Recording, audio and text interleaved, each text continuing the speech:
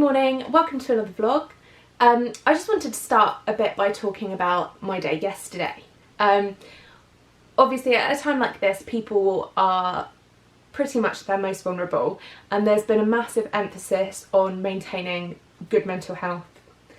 Now yesterday I got myself in a bit of a pit and I had a bit of a down day.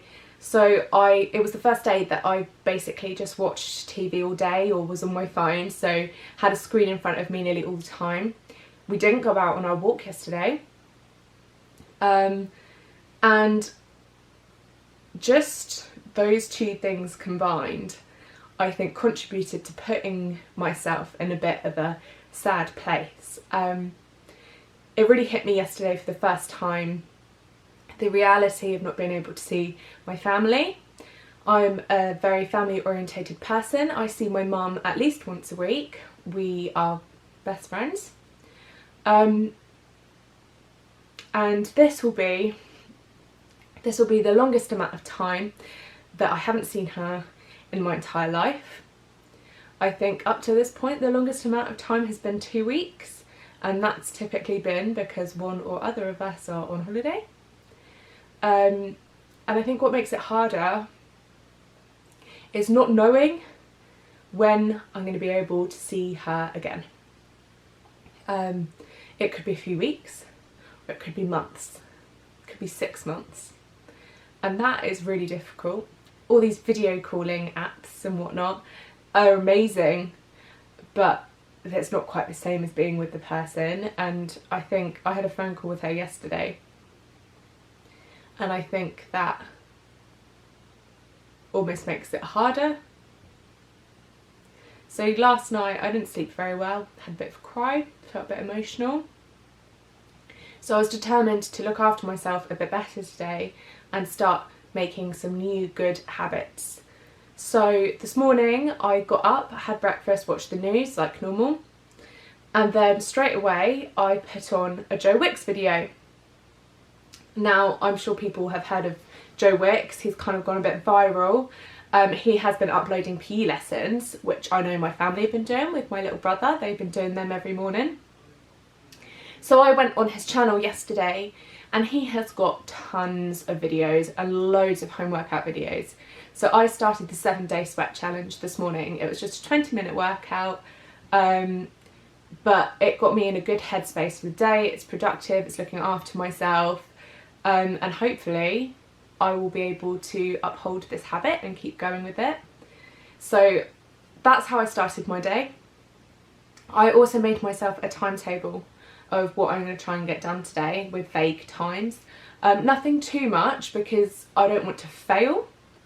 But another thing that I would like to do at some point today is make banana bread, which is really weird because I have been thinking about this for a couple of weeks now, but we couldn't get hold of any eggs. So when we went shopping earlier in the week, I did manage to get some eggs. So I was like, hey, great, got some bananas, got some eggs, can make banana bread. And then all of a sudden, on social media and on Good Morning Britain this morning, they've been saying that everyone's making banana bread and that it seems to be this craze that's going on. Now, I genuinely had already had the idea before I heard this mention of it, but obviously when people are stuck at home, people fancy making banana bread. So that's the other thing that I'm going to aim to do today. In regards to the coronavirus, our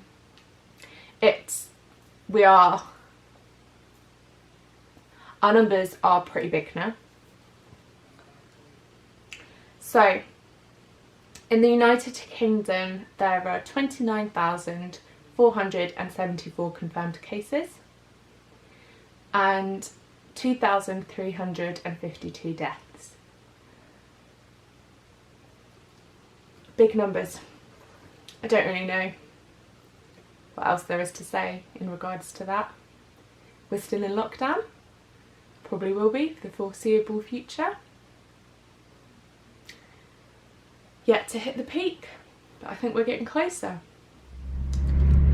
So we've just popped out quickly because we're going to get some fill Dan's car up with fuel because his light is on, and there's been a few articles about them closing down petrol stations. Obviously not all of them can be closed because I just saw it mentioned on our local one. Yeah. And I was like, probably should go fill it up, because the last thing you want is to be caught without any fuel and have to drive like 15 miles to go to an open petrol station. Yeah, so especially as the light is on, want to get it filled up. Mine is running low, and obviously I will be needing to go to work still, so we'll probably do mine tomorrow or something. Just so they've both got full tanks of fuel in.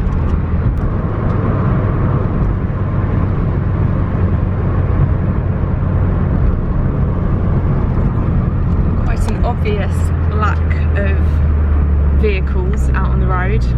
There are some cars driving about, but it seems pretty dead, pretty empty, doesn't it?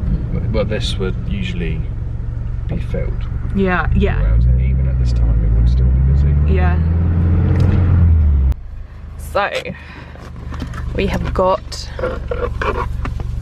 gloves. Yeah, they are larges. Yeah, but large for you is going to be very different. Yeah, but I have actually got quite long fingers. Who has hands that big? You do? Yeah, it sucks. Having to hide them in pictures. It looks like there's a squid on someone's shoulder. Hey, you got it on. It does look pretty snug though. Yeah. That's not too bad. It's alright. Look, it's true what they say about, you know, big hands. Big gloves. You're such an idiot.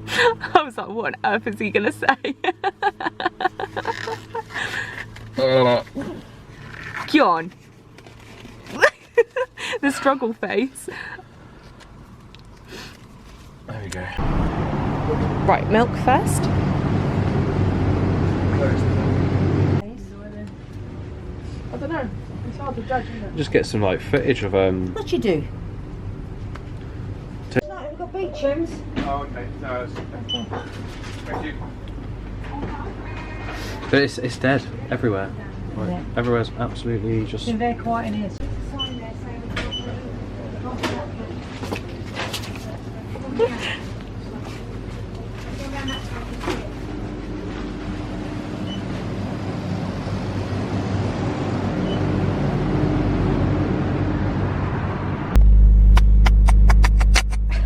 that enough? Yeah, that's fine.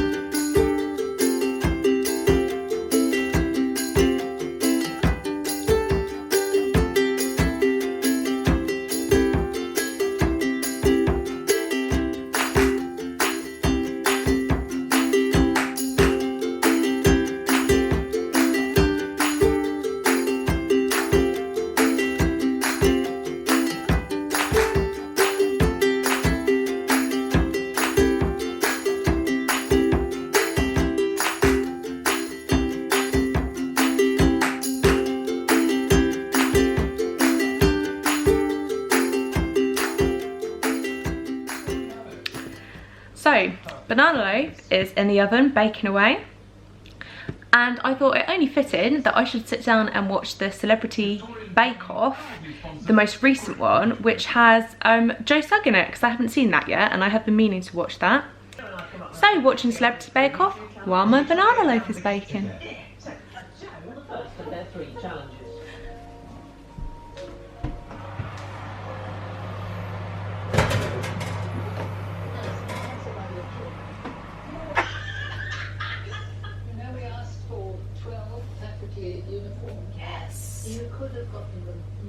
Done. How do you know it's done? Because there's no gloop on it. A knife. Yeah. Nom noms. We have just got back from our walk. It is cold outside. My hands are absolutely freezing.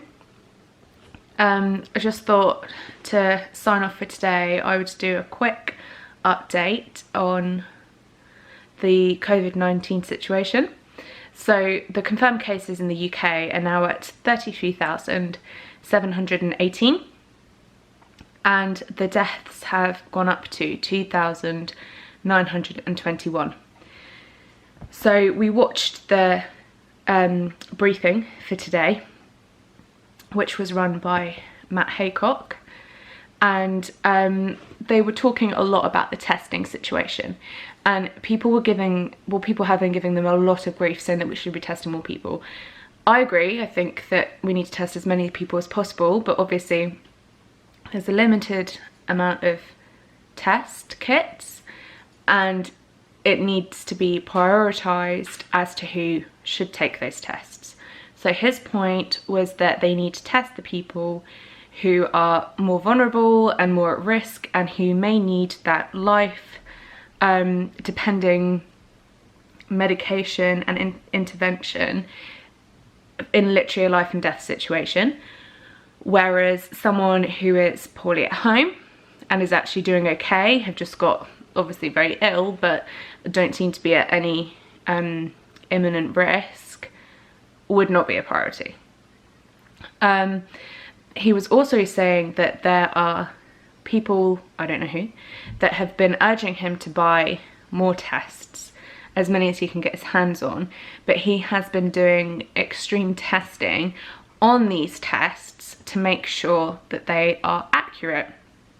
As something they keep saying is an untrustworthy test is obviously very dangerous. So one particular type of test that he'd been urged to buy, the statistics for that test were that 3 out of 4 positive coronavirus patients were getting negative test results. And that is obviously extremely dangerous. Those 3 out of 4 people would then be going out in the community to do their shopping, maybe to go to work, and they are actually infected with this virus. And I just found that shocking. 3 out of 4 gave an incorrect reading. That is just insane. So they were talking a lot about the testing. The people questioning him today were really, really going in on him, and they were like, it was almost like they were trying to catch him out. And I actually found it quite irritating, because they were asking silly questions. Like he said that he wanted something achieved by the end of the month. And someone asked a question, oh, can you give us an exact date? What's the exact date? And it's like, no, he said he wants it achieved by the end of the month. Like, if he has an exact date, he would give an exact date. And he himself was tested for COVID-19. I assume that's linked to the fact that Boris Johnson tested positive and that they work closely together. That's my assumption. And someone raised this point and said, oh, why would you get the test yet people who are working on the front line cannot get the test? And I see the point, I do get the point, but he is a senior of the country, and he is one of the top people in charge of keeping this country running and making the important decisions on how to move forward with this virus. So of course he needs to be tested if he's showing symptoms or seems to be at risk, because he's an important person in the runnings of how everything is planning out at the moment. So that's all for today, and I'll see you again soon.